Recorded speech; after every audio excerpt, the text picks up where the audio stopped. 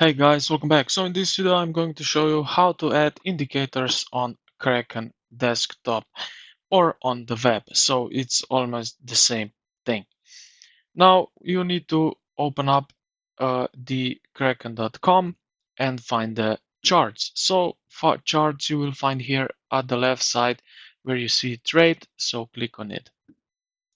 Alright, now if you don't see like I do, then what you need to do is head over here to the top right where you see advanced, and if you have a simple version you won't see uh, like more professional. So click on advanced and now you will see more detail and more options.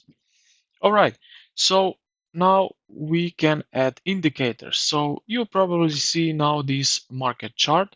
So what you can do, find here at the top indicators. So click on it. And now here you can search for whatever indicator you are searching in. So let's say this one, and it will show here. We can also find different ones. So mass index, it will be right over here. Then we can find another one, average price. It will show here in the chart. So I can size up this thing a little bit and you see this green line here.